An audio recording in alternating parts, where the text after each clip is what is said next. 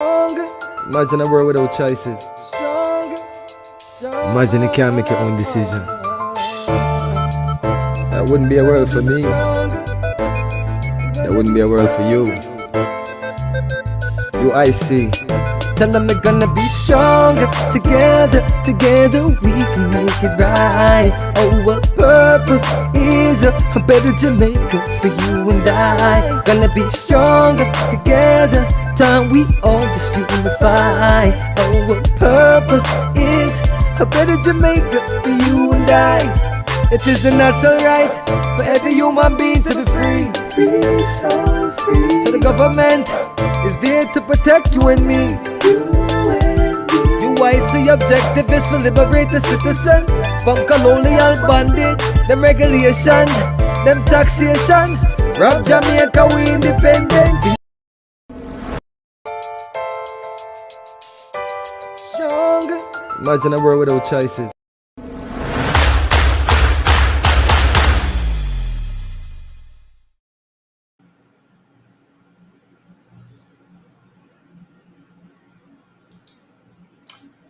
Good evening, everyone, and welcome to another edition of UIC Liberty TV. This is Joseph Patterson, and tonight we're going to be talking about fake money. Fake money. You might be wondering, what is this all about? What is fake money? So tonight we're going to talk about fake money, what it is, how it works, and what it's doing to you, to our economy, and to you personally. So welcome to all of you who are online so far. I see Baba Blue, Desmond Myrie, big up, Sophia Bell Henry. Good to see you all on, and I hope you're ready for another class, another session. So it's going to be, how do I say now?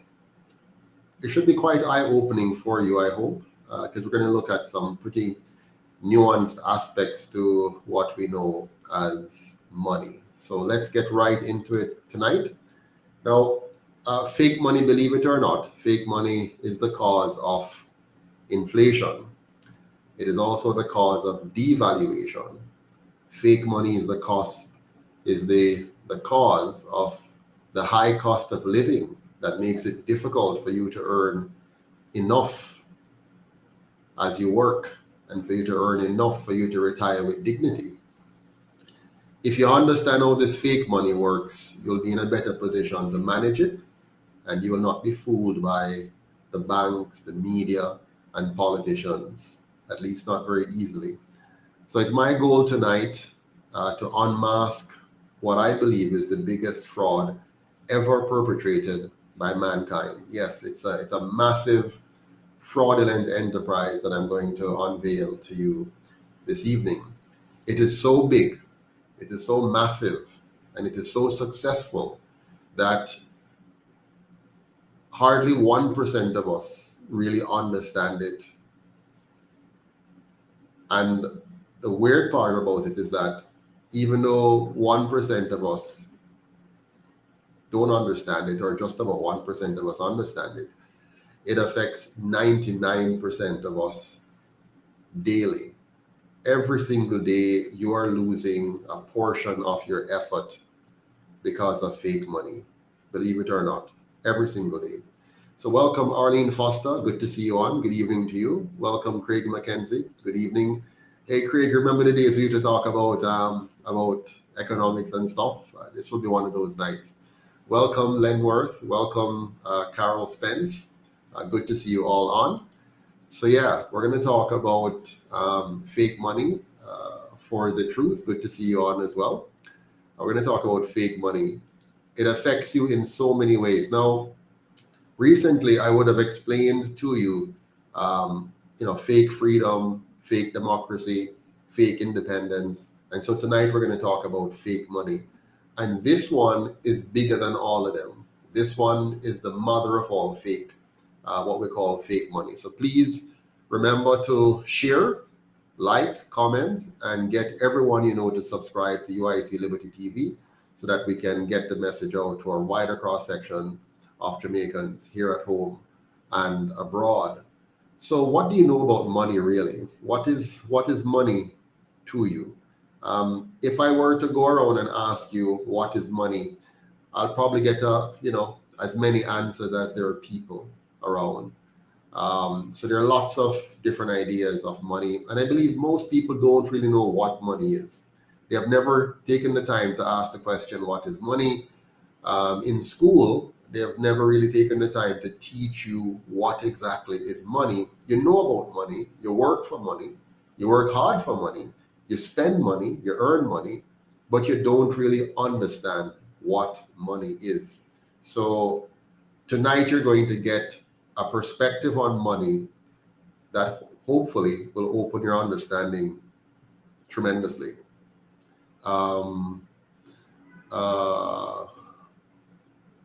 Good. Thank you, Arlene Forrest. Good to hear from you. NASA teaches as private central banks issuing public currencies as loans at interest. So NASA teacher has some knowledge about the subject for sure, because he's using some of the key words in the whole matter. So I'm going to explain some more about it as we go. So let's kick into this. Now, to understand money, we're going to begin by talking about the underlying problem of fake money. The underlying problem of fake money is something called inflation, which you know about. You might even have your own idea of what inflation is, but in order for you to understand inflation, which is a big problem today and has always been a big problem, sometimes you don't realize it, sometimes it becomes very dramatic and you feel it more significantly. But inflation has always been a problem since the introduction of fake money. And this has been going on for a number of years, from as far back as 1913. And it has taken on an even greater significance by 1971. And I was born in 71, and we had some changes there globally that affected money. And it has become more and more fake over time.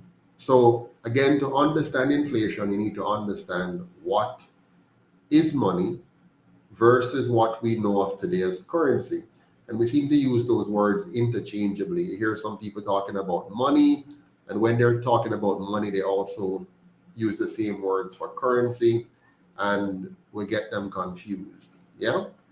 But you must not confuse money with currency. They're actually two different things, but you have been led to believe that they're one and the same. I'm going to show you the differences between money and currency, and I'm going to show you that what you're using on a daily basis is not money, but currency. And the fact that you're using currency on a day-to-day basis is the reason why I call it fake money, because currency is not money, even though it pretends to be money in a number of ways. In fact, money is, if you're going to define money, there's some basic words. Money is something which is generally accepted as a medium of exchange. So if we agree to use bottle stoppers or stones or chains or marijuana, whatever it is we choose to use, and all of us kind of agree to use it and use it regularly, that can be a form of money. So money is normally generally accepted as a medium of exchange between us. It is normally portable, meaning it's easy to move it around. Yeah, like paper money, as you know it, is very easy to move around, right? It's light, you put it in your pocket, in your wallet, in your purse. You even have it online now, in the bank, you can go into your account and transfer money to somebody, so it's quite portable. Money is also durable, meaning it doesn't fade away very quickly. It can, it's an enduring piece of paper or a piece of plastic or a piece of gold or a piece of silver. It's also fungible, which means it is the same to all of us. So if I have $1 in my pocket and you have $1 in your pocket, they're equivalent. So it's fungible. We call that, fungibility. It is also easily divisible. So you can divide it into small portions, like $1 can be divided into, 2 50 cents or 4 quarters or 10 cents, and so on. So it's divisible into smaller units. But one of the most important characteristics of money, which I want you to lodge in your brain, and this is going to be the key factor that determines real versus fake, Yes, I want you to kind of log this one in your memory. Don't forget it. So all the others are fine, generally accepted, portable, fungible, divisible, wonderful. But there's one particular factor when it comes on to money that you must have that factor for it to be real money. If you don't have that factor, it is not real money, it is fake. And believe it or not, you might have been overlooking it for a very long time. You might have not realized how significant it is. You kind of know, inside of you, inherently you know it, you feel it every day, you work around it, but it is something you need to understand that it is not normal. Even though it has been normalized in society and you've gotten used to the lack of it, it doesn't mean it's normal, it doesn't mean it's okay. It actually means that somebody is messing with you. Somebody's messing with your economy. And that very important single factor is called a store of value. Money must have a reliable store of value. Money must be a reliable store of value. So when you work, when you go to your job and you give that job your time and your energy and your intellect, the company then gives you money or currency in this case in return. And if it's real money, it should capture the value of your effort and store that value for later use. Yes, in a certain degree, currency does that, but it doesn't do it very well. It's leaky. It doesn't hold on to the value of your labor and intellect for very long. But real money holds that value. Real money allows you to earn $1 today if it's measured as $1. And that dollar must be able to buy the same goods and services 10 years from now, 20 years from now, 30 years from now. That's real money. Fake money, on the other hand, doesn't do that. Now, currency is like money in every way, except this very important one.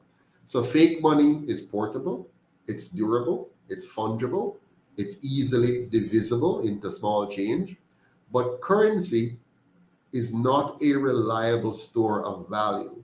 And so currency is fake.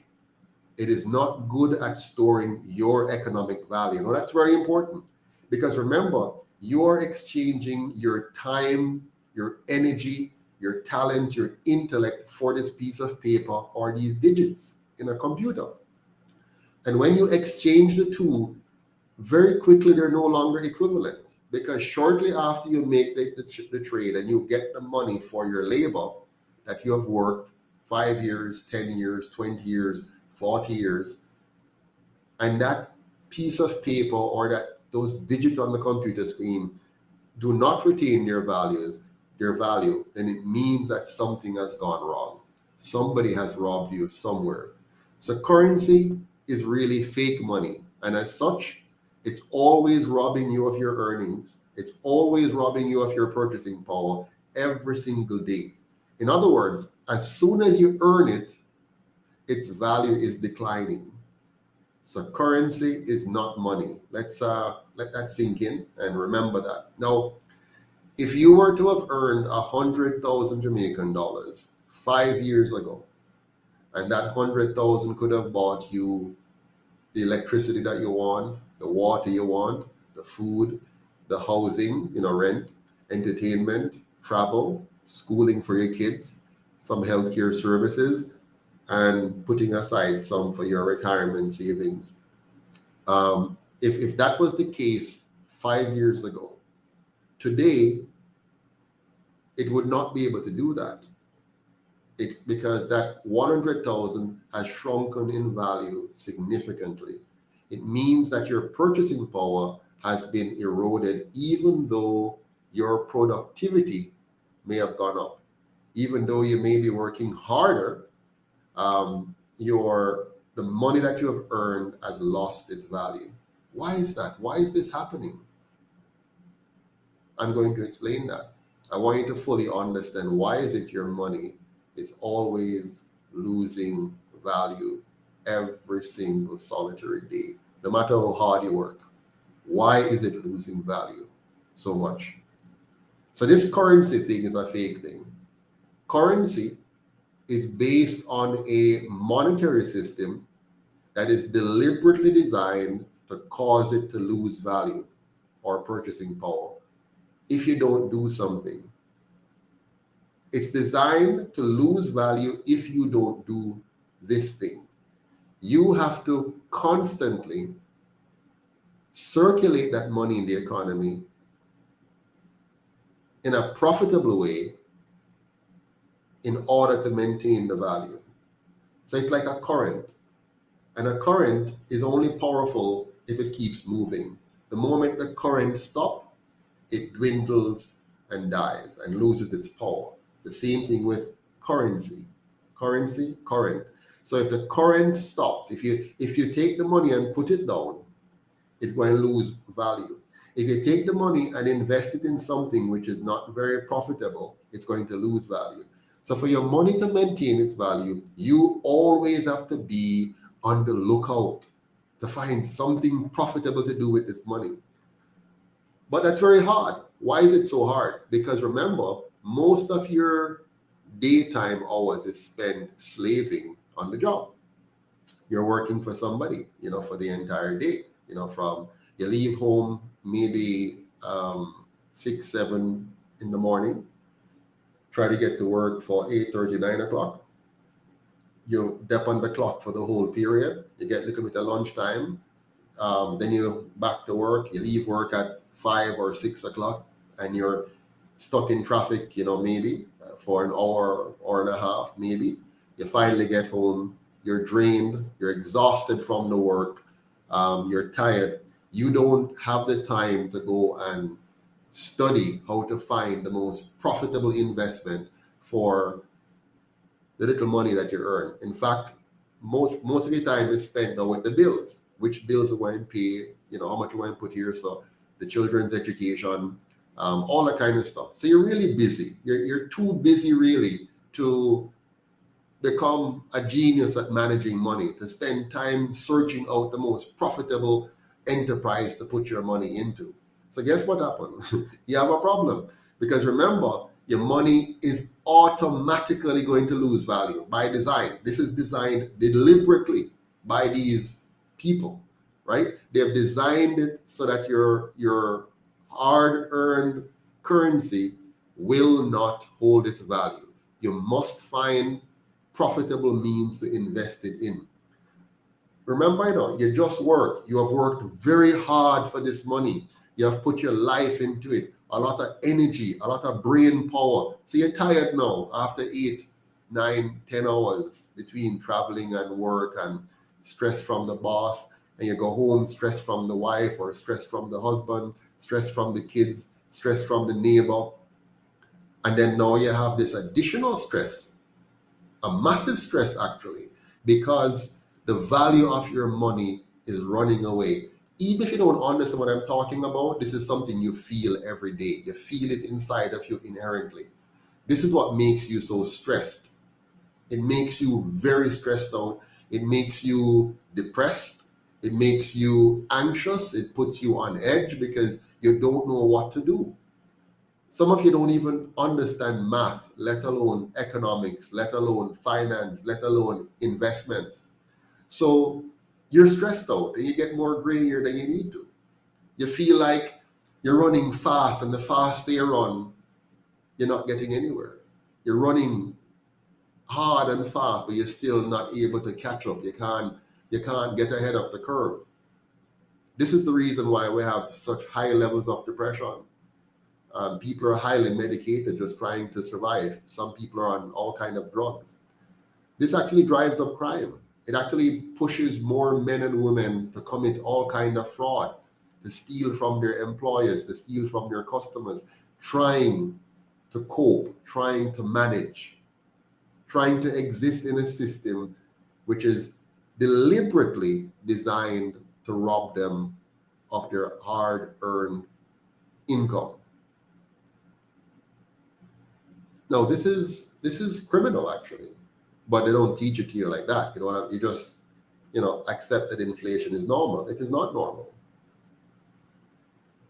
So the reason why you have to constantly invest this currency in something profitable in order to stop it from losing value is because of what I call artificial inflation.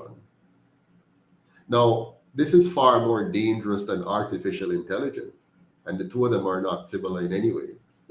Artificial intelligence is codifying man's intelligence into machine and having it engage and so on. But I know, most of us quickly understand how dangerous that is. But while artificial intelligence is very current, very now, artificial inflation has been around for decades. And we don't have anybody rising up and going against the government and saying, stop it, because they don't really understand. Yeah. They don't really understand what is really happening. And they've made sure you don't. So in school, they have not taught you to understand inflation. They've not taught you to understand economics properly or finance properly, so that, you understand that they're doing something very bad to you. This is worse than AI. Artificial inflation is created by a massive global fraudulent monetary system that is called central bank or central banking. Now, I'll explain inflation more in a bit, but first I want to talk to you about this idea of central banking, which is accepted like sliced bread. We hear central bank, we just think it's okay. Central bank digital currency, central bank affecting interest rate, central bank trying to control exchange rate and all that kind of stuff. This is one of the most dangerous creation ever. Central banking is where the global oligarchs, the global banking cartels have gotten together and coerced national governments around the world into legalizing their counterfeiting enterprise by giving them control over the nation's monetary supply. That is the money supply, interest rates, and by extension, exchange rates. So our government and many of the governments around the world, there's only about 3 countries that is not involved. Cuba is one of them, for obvious reasons if you know about the history of Cuba. But what they've done is to get all the governments around the world to buy into a monetary system whereby those governments legalize in their country the ability for the global oligarchs working through their local representatives that they have to legalize counterfeiting, to legalize what is counterfeiting. Counterfeiting is when you copy money and use that when you never earn it. You just copy it and you just use it, right? So you're actually diluting the currency pool or the money pool in whatever case. And so we have our government, the Jamaican government, like others, have bought into this system where they have legalized counterfeiting by the banking sector, the banking cartels, the banking elites. So these oligarchs hide behind such word as independent. So they call it your independent central bank. Now it's a crime network across the world where all these banks are linked, all of it linked right into the monetary system of the United States, which has a fraudulent system of making new money and pushing it into the economy at interest for the banks themselves, having this power to create money that they didn't earn and push it into the economy, and they get the benefit of that early money, the profits from that early money, while diluting your hard-earned currencies. So these oligarchs, they hide behind the phrase independent, and it's supposed to mean something good. It simply means that the nation's banks are independent of their government and therefore independent of their people, and are thus not owned or controlled by the people anymore via their government, but by a banking cartel, global banking cartel, and their local accomplices. Now here's the worst thing about it. the local accomplices who are working in this establishment don't even know, some of them don't even know that they are helping to commit a crime against their fellow citizens and even against themselves, because many of the employees there are suffering the same fate. And they can talk a lot of gibberish about central banking and protecting and interest rate and managing inflation and targeting inflation. All of that is hogwash. A whole heap of mumbo jumbo and nice sounding words for one very simple process. The process is this: it allows the banking cartel, locally and internationally, to rob you, the people, by printing money and lending it into the economy without having earned it, and then being able to reap that interest that makes themselves wealthier and wealthier. That's why no matter how bad Jamaica is, the banks always make billions and billions of dollars locally, and their international counterpart similarly making billions off the Jamaican people who are still poor. But even though they're poor and suffering and struggling, these banks are able to make billions in this very poor environment where so many people are struggling. They are still making billions. So that is a key part of the problem and the underlying factor that has created this fake money that your government is a part of. This is like a communist dictatorship style system where you have a central planning unit. So they have central planning, central management of the nation's money supply and the interest rate. But all of this is done not to benefit the people, but to benefit the global oligarchs while pretending to be in the people's interest. And here's how they pretend. They say to you, if you allow your government to print money directly and move it into the market, they're going to abuse the power. You know how politicians are, right?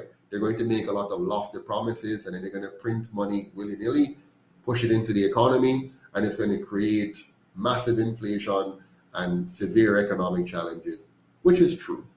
That will happen if you have careless politicians, poorly written laws, and a bad system of governance. That's what's going to happen.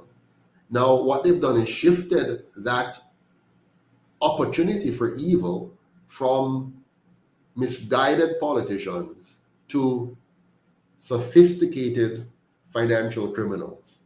So we've shifted from this group of politicians who would do dumb things, because that's what they do, dumb things, and we've moved it over to some brilliant criminals who are able to mastermind skillful ways to rip people off financially, and so they get to do it instead.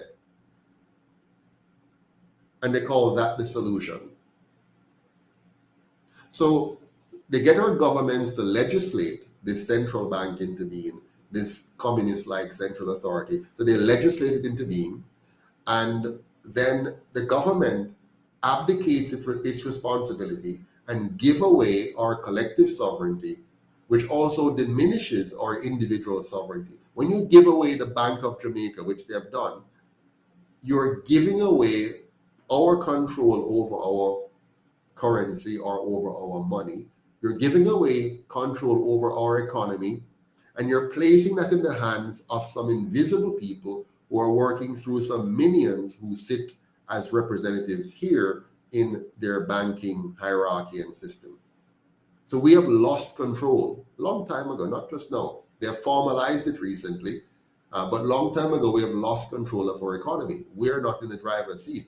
Our politicians are not in the driver's seat of our economy. They take orders. They carry out orders. They're not planning, managing, and designing and making sure that our economy is structured to benefit us.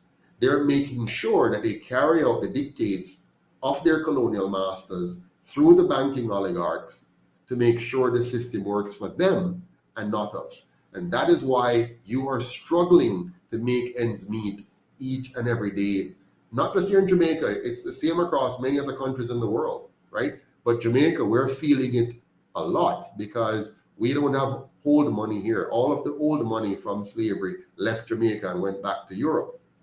right? So we're faced with the full brunt of trying to develop an economy that has been fully raped, yeah, and having politicians who are not really engaged in development but are also engaged in the process of rape.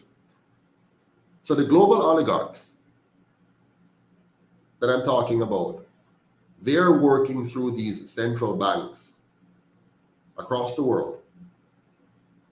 And as such, they're able to manipulate almost every single country in the world and the entire world economy to create what you hear, sometimes they call it boom and bust. So they create the booms and they create the bust. And in between the booms and the bust, they milk us. They do that at will. They can do that anytime they want, and they plan it. And they have some kind of, rationale behind it afterwards that tells us, that it's caused by speculation, or it's caused by greedy bankers, or greedy this, or something. But the bottom line is they never explain to you that this is actually planned, orchestrated. Yeah. So they do this to benefit a few at the expense of the unsuspecting majority. So they'll pump up the stock market and then dump it, as they did in 1929 and in a number of years since. They will manipulate money through things called quantitative easing, which is nice terminology for devaluing your hard-earned money by diluting it with new money that is just coming in without any form of productivity. So they manipulate the global economy by increasing and decreasing money supply, messing with interest rates as they see fit. And through this process, they secretly transfer wealth from the poor and the middle class to themselves via inflation, deflation, and devaluation. You saw a big one in 2008 when we had that so-called debt crisis then. So the Bank of Jamaica is the local equivalent of a central bank. Yeah, so it's just what do you call it now? Like a franchise operation, a subdivision, a subsidiary of the bigger international central banking system. So our central bank doesn't work for us. It's fully clued in and working for the banking cartel, 150%. Yeah. So every day you wake up, the bank is not working for you. Now, what is the purpose then of the two colonial parties that have been running our country all these years?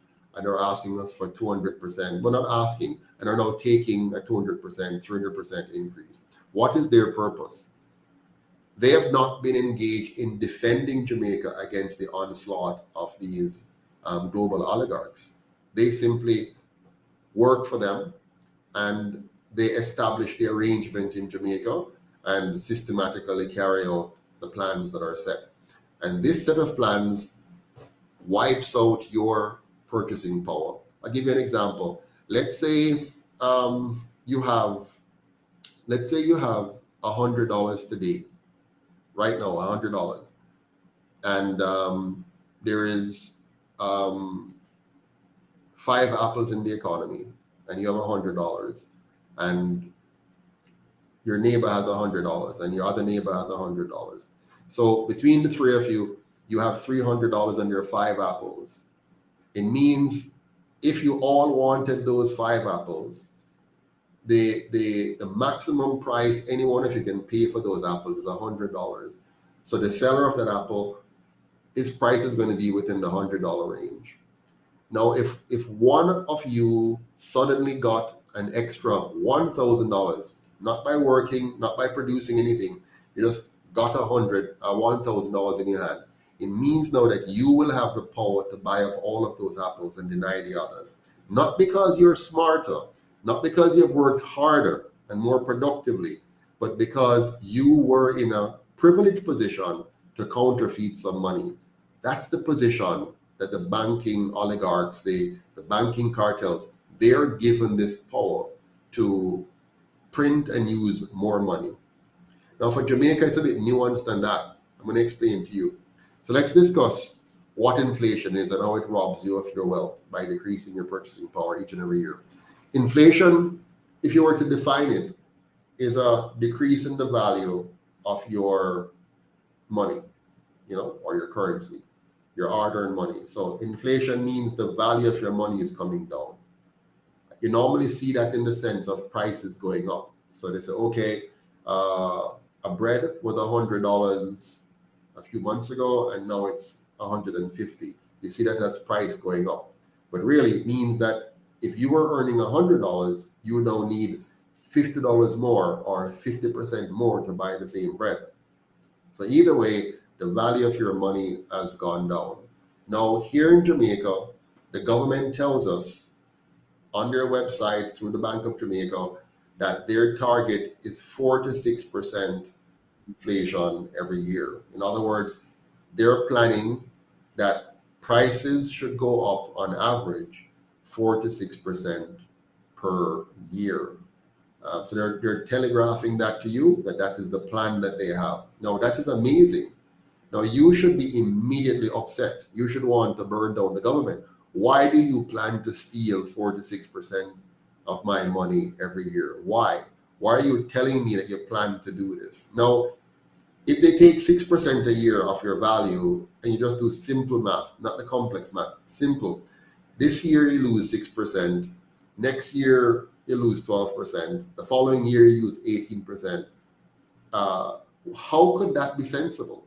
That every year your money value is going to drop a little bit. Now, if you even get an increase in your paycheck, are you getting a 4 to 6% pay increase every year? Maybe not. Most times it's about 3%. So even though you're getting, let's say, 3% this year, the cost of goods went up by 6%. Let's say for simple math, next year it's also 6%. So now your costs have gone up from over the 2 years, 12%, but your income would have gone up, 6% if you get 3% every year. The following year, it would have gone up to, on average, right, say 18%, and your pay, if you got 3% again, you'd have now gone up to 9%, but now you're at 18%. So you're always going to be behind with this system. And the government is telling you that they are committed to stealing 4 to 6% of your wages every year. Now, let me tell you the reality. It's not 4 to 6%, okay? It's much more than that. In fact, you are experiencing this loss of purchasing power every year, and it's compounding at a tremendous rate. I'm going to share with you some incredible numbers now about how much it is compounding. I wonder if I can share. I'm going to try to share with you a report from the worlddata.info. I'm going to share with you a report from them. Before I share it, watch this wonderful video from the Bank of Jamaica, cheering you on and softening you up with nice music and nice sound while they're ripping you off at the same time. I want you to listen to this carefully. Inflation's not the enemy if we control it. If it's too high, the people are gonna cry. And if it's too low, the country now go. When inflation is low, stable, predictable. Consumers and investors feel secure. And when we find that middle ground, the economy will grow some more. Car loan, school fee can start out. Granny saving now get knocked out. And the BOG inflation targeting strategy that low, stable, predictable, yeah. Yeah, so wonderful, eh? They're going to give us a stable and predictable inflation rate management, and inflation is not the problem. It's how you manage it and target it. And you might recall the government told you to stop worrying about foreign exchange rate and focus on inflation. And during this period, when they were telling this to us, they were busy putting in place legislation to fully give away the Bank of Jamaica by calling it now independent. It's now independent of the government. So they fully gave away the bank, and they gave away a few $1 billion with the bank as well. And so now the Bank of Jamaica is no longer under the control of the government. Now, to be fair, it's years now that it has not been under the control of the government, but the government could have still stepped in. but they formulated legislation and made it permanent, at least from their perspective. When the UIC is elected, we're going to reverse that. But for now, it's permanent by their law. Both parties, not one or the other, both of them quietly did it. You did not hear any uproar in Parliament. You did not hear a word from the opposition saying, no, this is wrong. No. They were all for it, 100%. Yeah, and they both worked together quietly under the COVID and all the stuff when we're all suffering and struggling. They worked quietly and passed legislations that they didn't bring to us. They did not come to you in an election and says, vote for me so I can give away the Bank of Jamaica. Vote for me so I can make the bank independent. Vote for me so that the government will not be able to control our monetary policy anymore. They did not tell you that. They told you nice things, and at the same time, they were giving away your sovereignty. When a country loses control of its monetary policy, it has lost control of its country. It has no sovereignty. Jamaica is as non-sovereign as it could ever be since the time of slavery until now. Okay? And so they have tricked us, and it's quietly done. And nobody's in the street marching and campaigning. But let me give you some stats now. There's some serious stats that you need to see. When you see this, it's going to blow your mind, absolutely blow your mind when you see these stats, because you're going to realize, you already know this, but you don't really understand it. Many people, you felt it, but you're not really sure. You can't put your finger on it. What's really happening here? So now I'm going to make sure you can put your finger on it 100% and know exactly why your life's so hard, why you suffer so, why you struggle so, why we have so much poor people in this country. Now you're going to fully understand it when I share this with you. I hope I can bring it up. So I'm going to share my screen again and show you the inflation rate history of Jamaica. I hope you can see that. So here is the worlddata.info. You can go look it up yourself, right?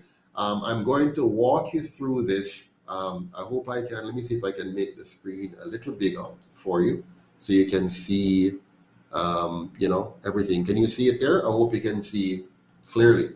So I'm going to read for you what this says. You should be able to see it, right there on the screen. It says the inflation rate for consumer prices in Jamaica moved over the last 62 years between 1.4% and 77.3%. Now, let's talk about that. It's saying here that the inflation rate for Jamaica for the last 60 years, so from 1960 or so, it has moved from 1.4% to 77.3%. Remember, inflation means reducing the value of your hard-earned income. So you earn $50,000, and over the period, it going reduce that by whatever percentage it is, okay? So in this case, it's saying over this period of 62 years, the range of inflation has been between 1.4% and a low of 1.4 and a high of 77.3%. But watch this now. In 2022, it says an inflation rate of 10.3% was calculated. Just imagine let me do the math for you here. If you have $100 and you can buy something with that $100 at the beginning of 2022, the beginning for $100, by the time you get to the end of 2022, that's something that cost you $100 could easily cost you 100 times 1.103, $110.30. So if you're still only making $100, you're short now by $10.30. Okay, you're short enough if you're still earning $100.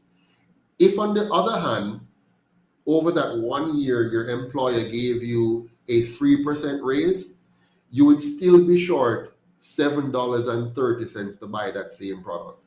Now, if that rate of inflation holds for 2023, it means for that same product, you're going to multiply that number now by 1.103. It means you now need $122 to buy the same product you used to buy for $100. So now you're short $22 to buy the product that you used to be able to buy for $100. But let's say your employer gave you another 3% increase. You now have $106, but you're still short because $6 from $22 leave you with $16 short. Yeah. So here again, you are still behind the game that they're playing with you, even if your employer give you a little 3% increase. Now that's why the politicians wanted to give themselves, and well, not wanted, that's why they gave themselves 200% and 300% increase, because inflation has eaten away the value of the money that they have. So they're willing to give themselves that. And before they do that, they gave you I think it was a 60% increase, I think, on minimum wage, or a 40%, something there, but a big number to make it look like they're doing something good. They know that the value of that minimum wage is wiped out. So even if they gave you a 100% increase in minimum wage, that is still not enough to compensate for how much they have wiped out the value of that minimum wage over a period of time.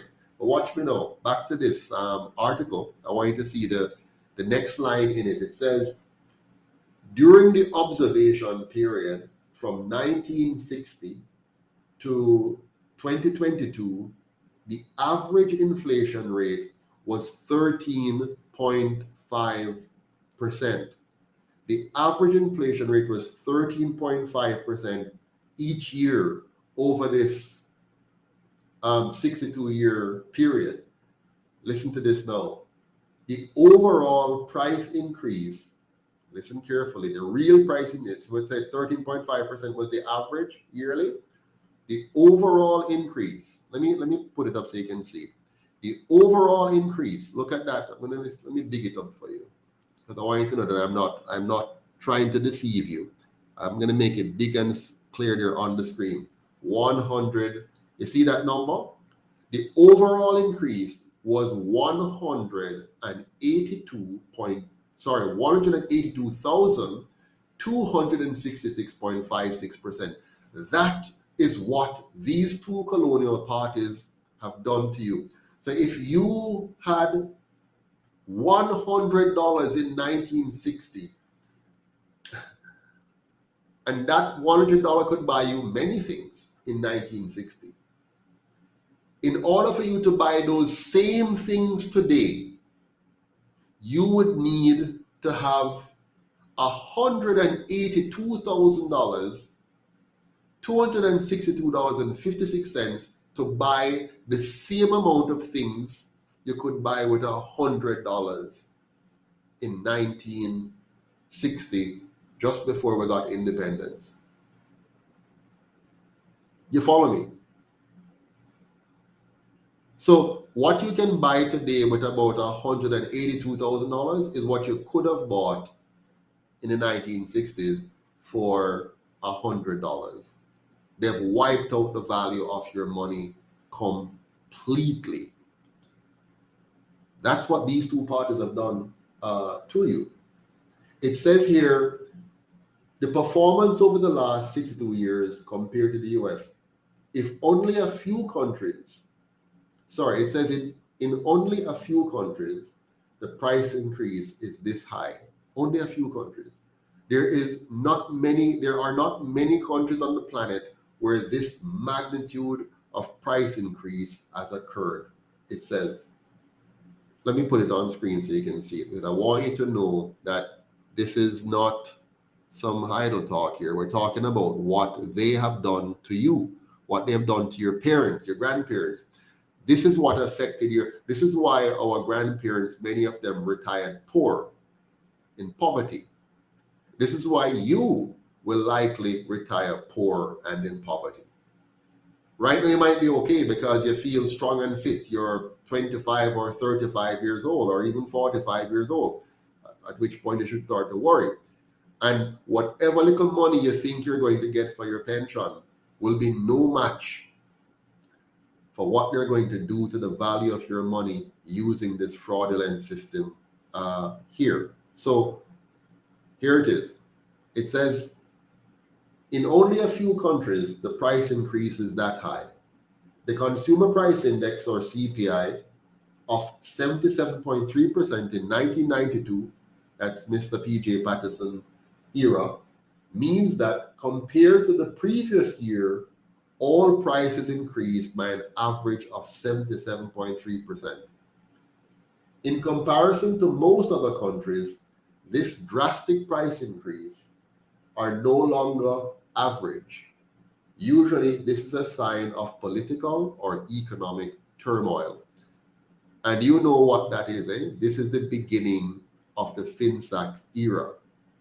This is where P.J. Patterson and Omar Davis is going to rip off this country at a level never before seen in the history of Jamaica. This was the most massive transfer of wealth from the poor and middle class to a few people in Jamaica. P.J. Patterson, Omar Davis, the People's National Party did that to our country. But let me zoom in a little bit more so you can see what was going on here. I'm zooming in so you can see the growth chart. If you look back here, you'll notice the inflation rate wasn't so great in the first years, 1960, 61, 62, and so on. It starts to pick up in the Siaga era, that pick up really big from the late 70s, 1977, 78, to the 80 election with Siaga. It started really like it's running off. It's beginning to just zoom off the chart. I hope you can see the chart there. And then it just zoomed up, like zoomed. Just look at that. Look at the rise. P.J. Patterson, 91, 92. So, well, P.J. The 89 election, the PNP won, and it's zooming up, go all the way now to Bruce Golden in 2007, and it took off under Bruce Golden, 2007, 2008. I mean, more dramatic, right? All the way to 2011 when Sister P came in, and it run up again, all the way to 2016. When Andrew went, and look at Andrew from 2016 to now, massive steep increase. So it doesn't matter whether you vote PNP or GLP, this is the reality. This is the reality, no matter which of the two of them you vote for, a massive erosion of your purchasing power, a pushing of you and your children and your family down into poverty. No matter how fast and hard you run, they're pulling the rug from under your feet with their economic model. And their model, yes, they'll tell you all kind of fancy statistics. Oh, they're doing well globally. Of course they're doing well globally. They're doing just what the colonial masters order. They're doing exactly what satisfied the banking cartel. They're making sure that the PSOJ oligarchs are happy. But they're not doing anything for you. No matter how much you think, even if they come in your community and give you $5,000 or $10,000 or a sheet of zinc or some plyboard or some cement or a goat, it doesn't matter, because the underlying economy that you're standing on, that economy is fraudulent and is going to rip you off every single day. The 5,000 they're going to give you to vote in the next election, or the 10,000 they're going to give you, that will be nothing. It's not going to set you up for success. It's just keeping you pacified in failure. And they're going to continue this failure for another 50 years if we allow them. It's 80 of it now. And if we allow them, it's going to be even more. So don't let them trick you again.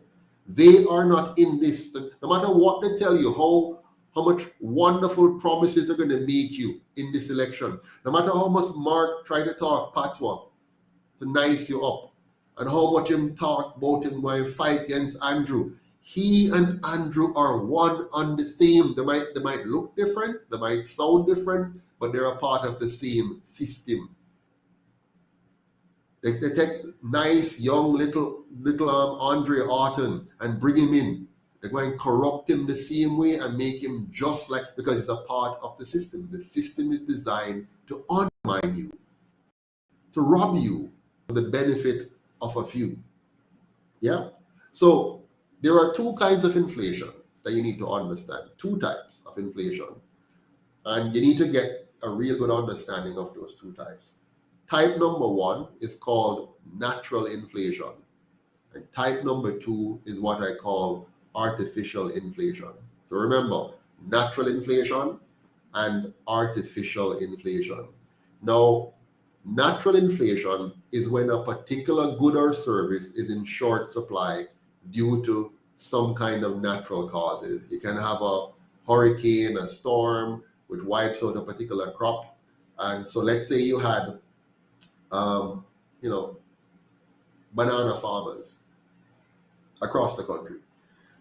And we have a storm or a hurricane, and it wipes out 80% of the banana crop, right? So 80%, all the farmers who had banana, this hurricane wiped out their crop, and only 20% is left. Now the 20%, they will have 20% of the usual amount of bananas in the market, but you'll have 100% of demand still. So all the people who wanted banana still wants banana. So the demand is there, but now only a smaller amount of bananas are available. So naturally, the price is going to go up because the demand is bidding for the banana, and the farmer will raise his price, or the supermarket who is selling it will raise the price to match the demand. And so banana prices will go up accordingly. Okay, that's called natural inflation. That happens all the time in different ways, but it's not man-made. It's nature. A hurricane, a storm, an earthquake. Sometimes you might even have a fire in a community, a fire in whatever. Things happen, and those create natural price imbalances between demand and supply. That's okay. We're not worried about that. That's a part of life. The inflation you have to worry about is artificial inflation. This is when government policy pumps more money, or new money, or really fake money, into an economy at a rate greater than the citizens' productivity. So if you pump more money into the system than the citizens are able to produce within a reasonable period of time, you're going to have a mismatch. They have more money than productivity. And if you have more money than productivity, then the limited amount of productivity is going to rise in prices because you have pumped too much money in. Where does this money come from normally? Apart from the banking sector being given the counterfeiting powers, which I talked about, legalizing counterfeit. That's one source of the problem. Another source is when the government borrows money. So they borrow money now from overseas to make up for deficit spending, where they're spending more than they earn. So the government is spending more than what it's taking in taxes. So they want to spend more money. For example, they might want to run some projects where they're going to get a chance to thief some money from us. If they borrow a whole heap more than our productivity, then this is going to create inflation because they're going to spend this money into the economy, but it's a mismatch between productivity. And so you're going to have a rise in prices. Now, just to make sure I'm not, leaving you behind, type yes if you're understanding and no if you're not. So if you're not understanding, please type no. If you're understanding, type yes, so I know that you're following me, so I can continue. If what I'm saying makes sense to you, you're understanding it, type yes. If it's not making sense to you, type no, so I can adjust myself accordingly. So let me know if you're understanding, okay? And if it's making sense. If not, I will change my explaining abilities, and try to fit that in. All right, so most people are following, it appears. So now, as I said, artificial inflation now is when the government pumps more money into the economy than our productivity. and it pumps this in by virtue of borrowing money to cover corruption, deficit spending. Deficit is when your income is less than your expenses, and you probably have this expense because a lot of the money is going into corruption. For example, in the early 1960s, when we borrowed money to build schools, we only built, and this was the JLP, they only built half the number of schools, twice the price that they should spend. So that's a big amount of corruption there and theft. Now that would lead to a mismatch in productivity and the amount borrowed, which then is going to create inflation, which we have suffered over the years to the tune of 182,000%. Yeah. So a price of any good or service will always rise if the supply decreases while the demand rises or stays the same. So if the demand remains the same or rises and the supply decreases, then the price is going to go up, right? So for example, during the COVID era, when you have lockdowns, so you're locking down people, so you're reducing the amount of production that you're giving, yeah, so they're not producing as much, while at the same time, let's say you're giving them stimulus checks or whatever, or they're just there in need of the supplies, but you have reduced the supply, then prices are going to rise because of that. So sensible governments will work differently. Bad governments or governments that have been co-opted by the banking cartel and the big business and big data and so on will do foolish things, and then we will pay for it with higher prices. On the other hand, a price for any product will decrease if the demand decreases or the supply outpaces demand. So if you have more supply than what is being demanded, that usually brings down prices. So for example, in the agricultural setting, you can have what is called a glut in the market. Let's say 1 year farmers did very, very well. They had perfect condition, perfect weather, perfect pest control, perfect fertilization, and things were just really good. So every single farmer did very, very well. So you have a glut on the market. Too many people rushed into pumpkin farming, for example, because they heard that it was good the previous year. More people start to plant pumpkin, and they all had a good bumper year. That's going to cause a glut in the market, and prices are going to come down. That's deflation. Now, all of us love that, right? Except the farmer, when prices come down because of gluts. Now, if government causes more money to enter the economy relative to the supply of goods and services produced by citizens, prices will rise as well. And that is the one I'm concerned about the most, because that's what happens in Jamaica. The government has consistently allowed a lot of fraudulent money to come into the economy because of their corruption, their mismanagement, and the fact that they've given up control over our monetary policy as well. This also affects the value of the currency, because if you have more money in the economy, the people are going to also try to buy more foreign goods, which is going to drive down the price of our money, because we're not exporting more, but we're importing more. So that's going to drive down the value of the dollar. And that's why the Jamaican dollar has always been, relatively speaking, in a free fall because of those mismatches. If the country becomes heavily import dependent, which we are and continue to become more, the prices of import also increases inflation, because you're now importing inflation from other countries. So like if the US is going through inflation, their inflated prices will rebound in Jamaica if we're importing a lot from them. And so coupled with our own inflationary problems, we're now importing inflation from other countries like America that particularly manipulates its own currency. So we're making our problem doubly worse, right? So the importing country, in this case Jamaica, will suffer from even more higher prices.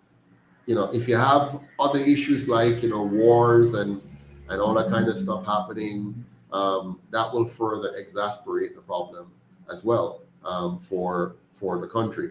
And so again, your politicians, their policies can have severe consequences for you.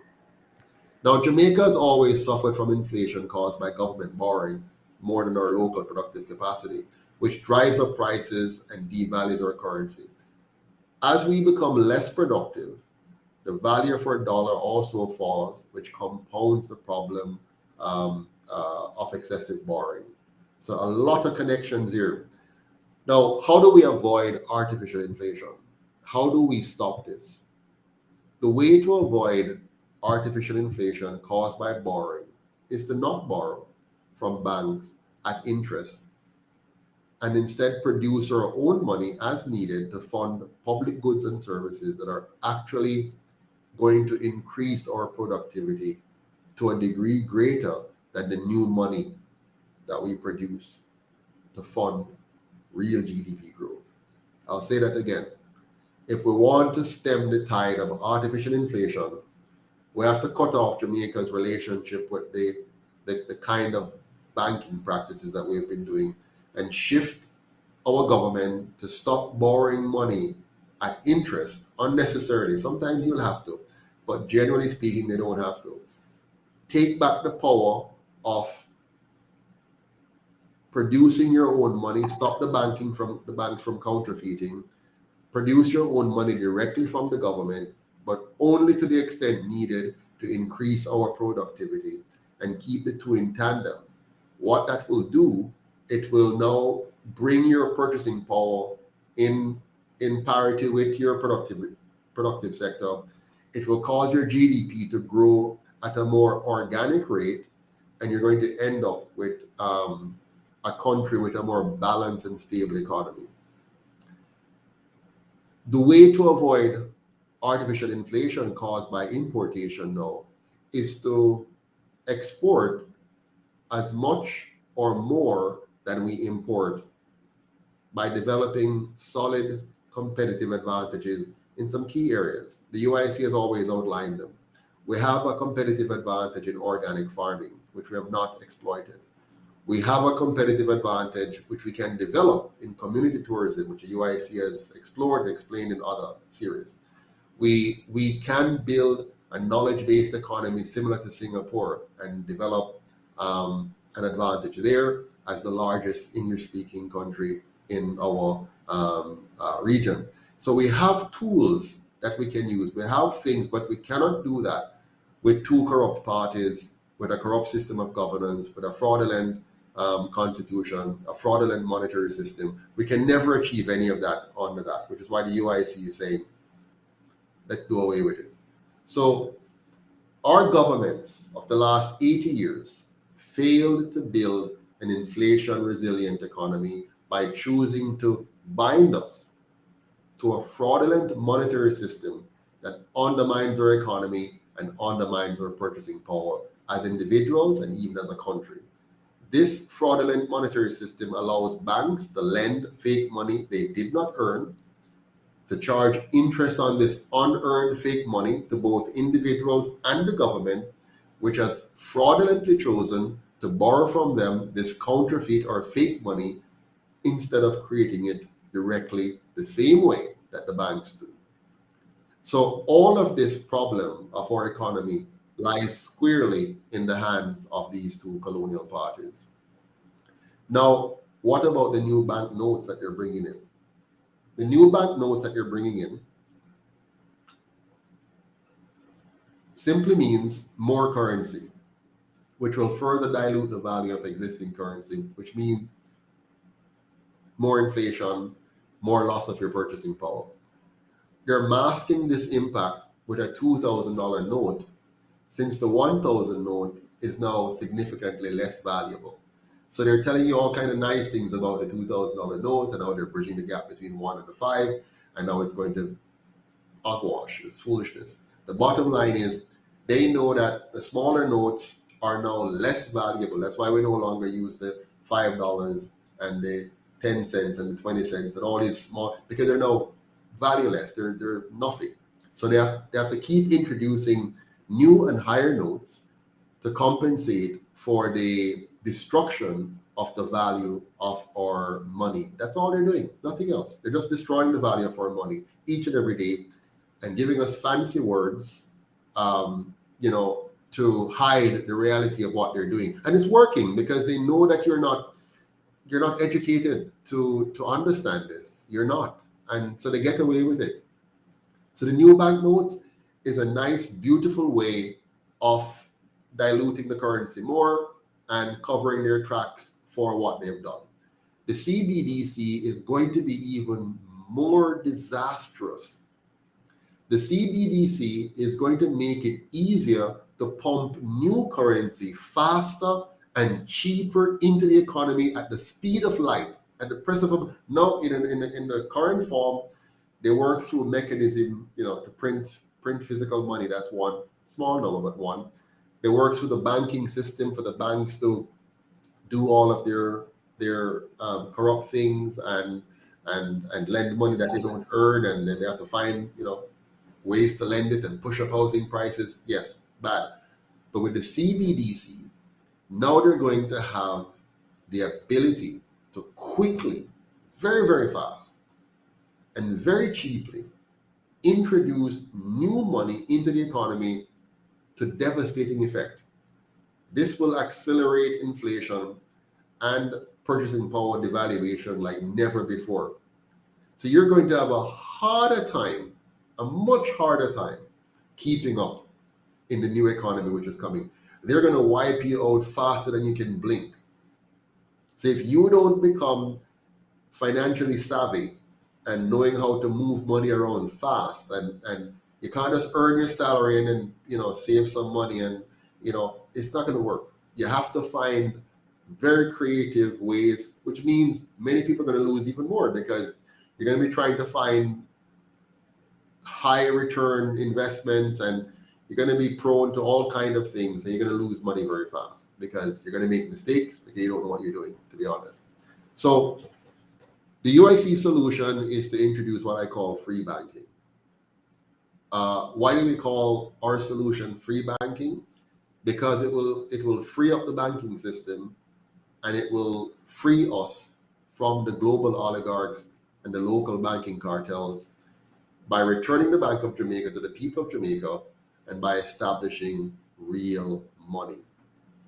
So the UIC is going to dramatically change the standards that we have become accustomed to.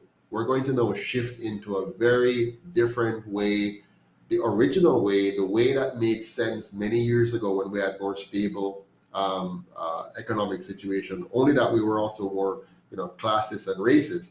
But that aside, we need to go back to and become even clearer at having very, very stable, real money. So we're going to introduce free banking. Free banking is going to literally open up the banking sector in a way that will allow ordinary Jamaicans to be able to take advantage of your own creativity and genius, which has been locked away by the monopolizing of the banking space by the government. So the UIC, with our free banking model, under free banking, you're going to enjoy the following. Real money, number one, backed by our collective productivity, which will protect your purchasing power. Once you have real money, half your battle is over, because now you can trust the money you earn. You can choose to save with confidence, because that is, you now have that. Next, you're going to have easy access to a bank account. We're going to make banking a right instead of a privilege. So everybody will have a bank account if you want one. There won't be any more complex processes that prevent you from having a bank account. With free banking, you can get a bank account as soon as you can walk and talk if you want one.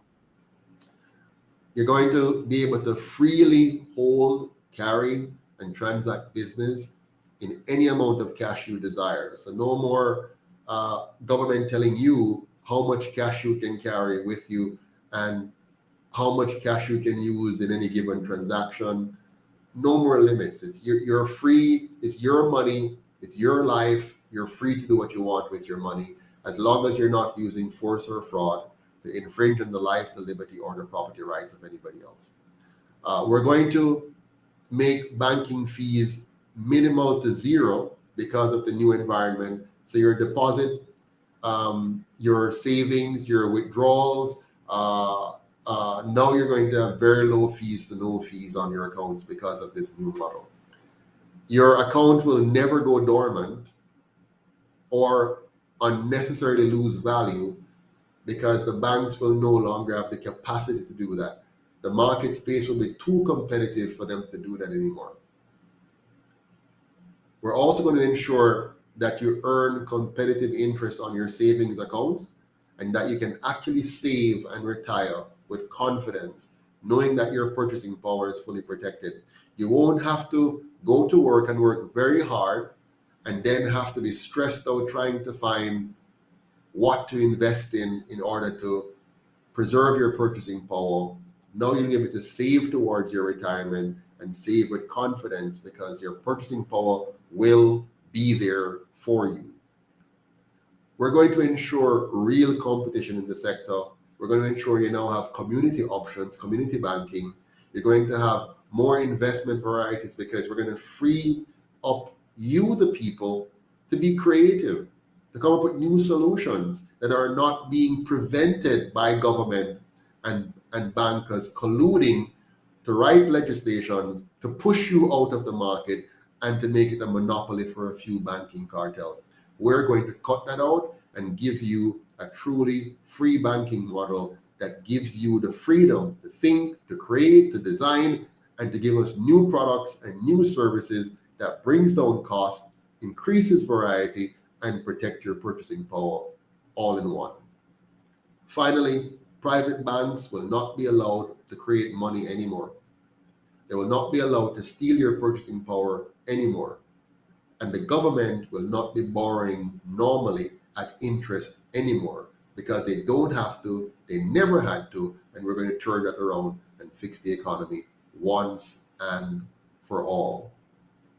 Now, if you want that system, let me know by typing yes in the comment section.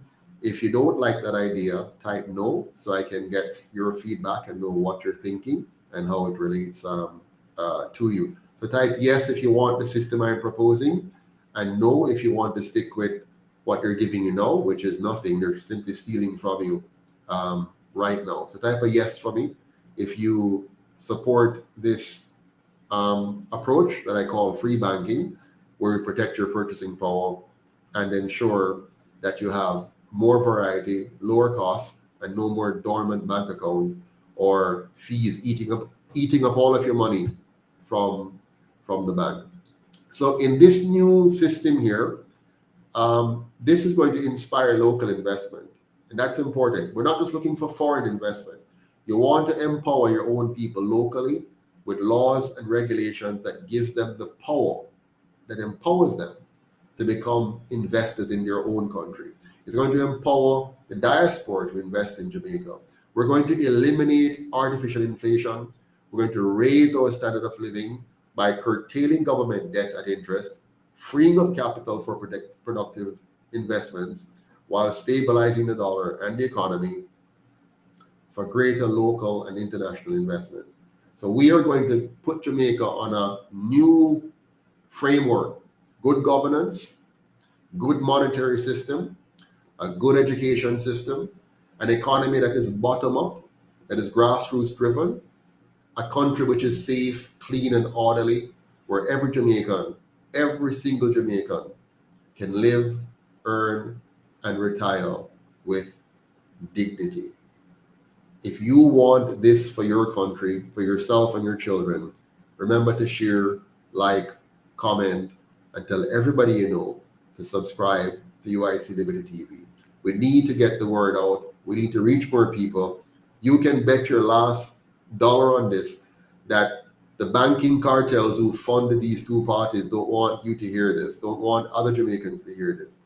The PSOJ oligarchs do not want the Jamaican people to know about the UIC. So only you can make that happen. Only you. If you want a new and better Jamaica, one which is built on good governance, one which protects your individual sovereignty, one which gives us true collective sovereignty as a nation, if that's a Jamaica you want, then you have to help me. You must join, volunteer, and donate to the UIC to help us to reach more Jamaicans, to create the Jamaica you want. Do we have any questions before we close. How long have I been on now? Looks like, yeah. Any questions? I can take a few questions. I have about 14 minutes. No, 11 minutes left before I go. Any questions from anyone?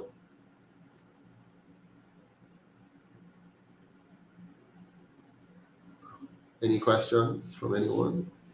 Address the global financial infrastructure. How are you going to demolish the said structure? Andrew Tucker, we're not going to demolish the global financial infrastructure. We're just going to adjust the way we engage with the globe. So we're going to adjust what we can, adjust our internal approach. So for example, our government will no longer be borrowing at interest normally. We're not going to allow the local banking sector anymore the freedom to counterfeit.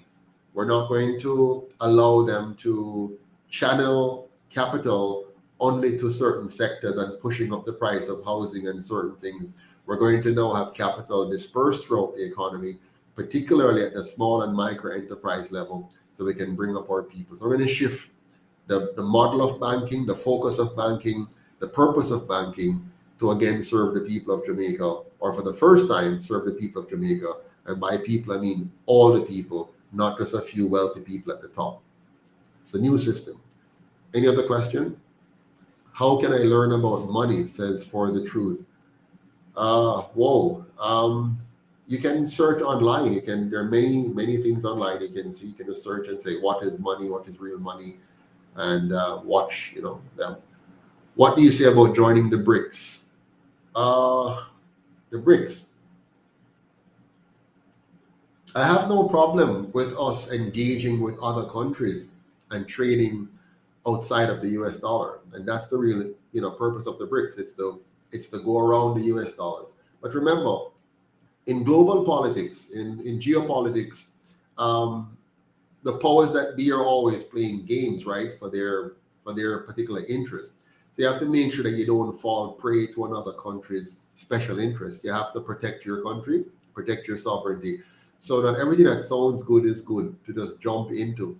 But the premise of the BRIC we support, which is to remove our international reliance on the US dollar as the global reserve currency. What we need instead is a free trade where we're all trading on the same basis. So America should not have an unfair advantage like it currently has. We need to have a level playing field where we're all trading country to country based on our competitive advantages.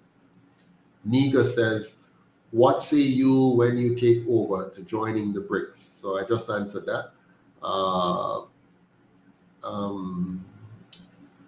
Mr. Perkins, okay, about the strong economy. Okay. Okay. Any other questions? I'm seeing quite a bit of comments. Truth Media TV says, Mr. Patterson, how will the UIC address the need for responsible citizens and prevent potential anarchy if their proposed governance system is implemented? If the UIC system is implemented, there is no chance at all of anarchy. Zero chance. You cannot have anarchy in a country where the government operates on the premise that everyone is free to do what they want with their life, with their liberty, and with their property, provided they do not use force or fraud to infringe on the life, liberty, or property of somebody else. You can never have anarchy in that system. You cannot have anarchy in a system where the government is committed to creating a safe, clean, and orderly society. You cannot have anarchy in a system where you have a police service instead of a police force, and where you have an army which is trained and repurposed to fully protect our borders from illegal things or persons coming in or leaving. So there's no room for anarchy in a UIC system. Right now, as you can see, the current system is destroying us. We're killing children, slashing the throats of an 8-year-old and throwing her out of the car. We are killing seniors. We're brutalizing our women.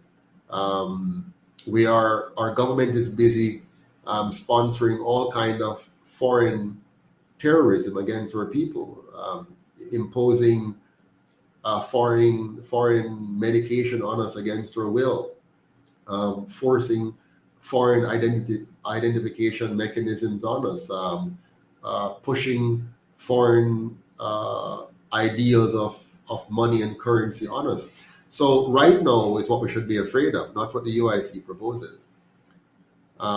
We need to trade with the motherland, says Wayne Noble. Absolutely. We want to trade with Africa, but we also have to lead Africa, because Africa right now is still not where it needs to be. So Jamaica needs to be a model of what Africa should be, and that's what the UIC intends to do. We're going to make Jamaica the first real republic the world has ever seen, and by our success economically and socially, Africa will be intrigued, as well as the rest of the Caribbean, to follow our lead.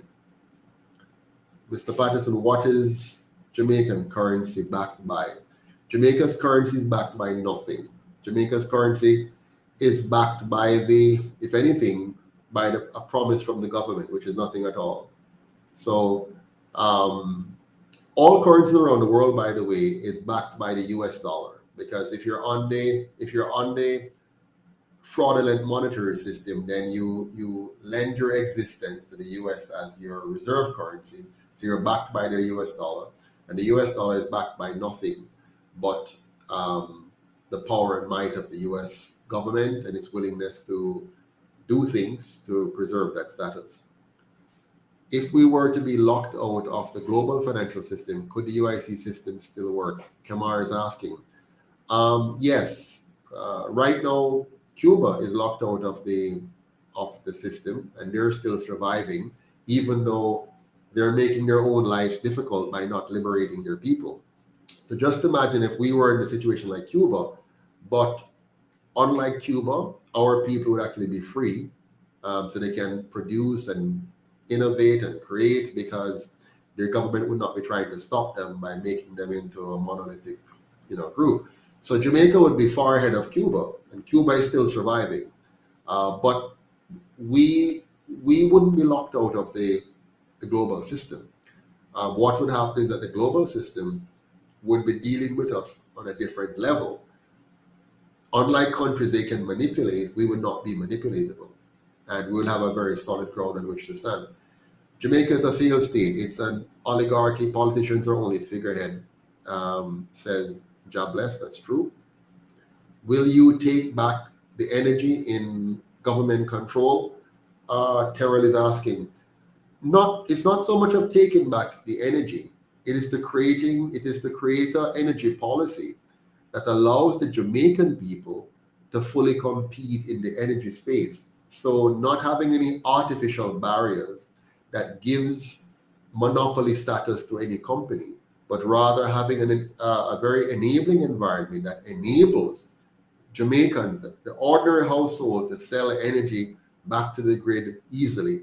For smart Jamaicans coming out of UTech and UA, or even those who are self-taught, to come up with new ideas and to share them, for us to facilitate learning and growth in all of the energy avenues, bio energy, thermal energy, geothermal energy, solar. It's really to open up the market space to the Jamaican people and stop having regulations designed to stifle us and give monopoly status to others. How does the UIC intend to handle potential resistance from private sector organizations who may exert significant influence and seek to minimize the power of the corporacy? Well, that I can't answer here, because any attempt by corporate Jamaica to stop us will be met with the full force of the people of Jamaica through the legislative powers that we'll be given. But I can't get into speculations now, because I'll be telling them what their strategy should be if I do that. Are there always evil forces ready to there are evil forces ready to destabilize, but with the education of our people, we should see a different mindset. Absolutely, Angor, that's correct. And you have hit the nail on the head, Education. The UIC is not an education party by chance, it's by choice. We believe the best way to deal with most problems is to have a very educated nation, which the two parties have tried very hard not to happen. The UIC shares the Singapore idea of investing heavily in our human capital so that our people are very bright, very knowledgeable, very aware. If you have a nation of very bright, very knowledgeable, very aware people, you can meet any challenge. And if small Singapore can do that, being 1/15th our size and with none of our natural resources really, if they could have done that, we can do even better. Cool Guy says, just a pity the average Jamaican can't understand what is being taught. No. They can, Cool Guy, they can. It's just to get the message to them. When I go into a little community and talk to people on the side of the street, you'd be amazed. They do need somebody that can explain it, and I try my best, and it seems to work when I go there and talk with people and in various places. There are those who don't want to understand because they're committed to keeping the system because maybe they're benefiting or feel like they're benefiting, so they want to keep it. Okay, what specific immediate measures does the UIC plan to implement to address the existing injustices in the employer-employee contractor relationship and ensure fair employment contracts? Well, for one, we're going to ensure that the employee is just as empowered as the employer by virtue of the kind of legislations we put in place that gives the employee parity. One of the problems that you have in any economy, if the average citizen cannot easily compete with his employer, he's at a disadvantage. So if you want to improve employer-employee relations, remove the artificial barriers to entry to any industry, and then the employer will find himself in a position where he has enough competition to force him or her to be more careful in his hiring practices and the kind of HR policies that they implement. That is the best way. If you try to use government to mandate non-basic things, basic things like safety and so on, you have to mandate, right? Safe conditions and so on. But pricing, which is a very important factor, and the whole idea about benefits and so on, what you really want to know is a very rich economy where the employee can buy his own benefit. So he's not going to an employer begging for benefits. And the employer have to come good if he wants to entice him away from other options. So the UIC is going to create a very option-rich country that allows the employee to have many options and the employer to have to be very careful and respectful and responsible if he wants to compete in such a very competitive market space. What about visas being free for African people? Yahusha, that is a nice sounding phrase, but one has to be careful. You have to control your borders. You cannot have open borders just so you can't just say, because people are Africans, you just open your borders and say, come. You have to control your borders. And you have to give yourself time to become solid enough to be able to accommodate what might happen. So I would not be for free visa just like that. If it's reciprocal and the legislations are comparative between the two countries, so you have a bit of symmetry between them, then of course you can do that more readily. But if you have any significant mismatches between the two countries, you can create serious problems for yourself. When Saul didn't work out, the Israelites did not get a Philistine to rule over them. They got David. Interesting. What does that mean? Rohan Graham says, what are some of the measures you will take to uproot corruption that is so entrenched in the Jamaican politics? Very good question, Rohan. Corruption is going to be dealt with from the top down. So anyone caught in corruption in the senior level of government, they'll be the first to be cut down. the first to be penalized. There'll be a zero tolerance level for corruption. If you want to appreciate where the UIC will go with corruption, look at how Singapore dealt with it. We're going to be no less than Singapore, and we'll definitely have the same result as them, and even better. That's correct. Open borders is part of the global plan, with not good intentions. I don't mind an open border, but it has to be within a framework of protecting our individual sovereignty. If you're not protecting individual sovereignty, you can't have open borders, just so. You have to be careful.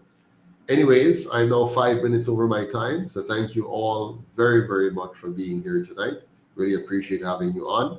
Until next time, walk good, and remember to join, volunteer, and donate to the UIC. Help us to create one Jamaica, because we're stronger together. Have a good night until next time. Take care.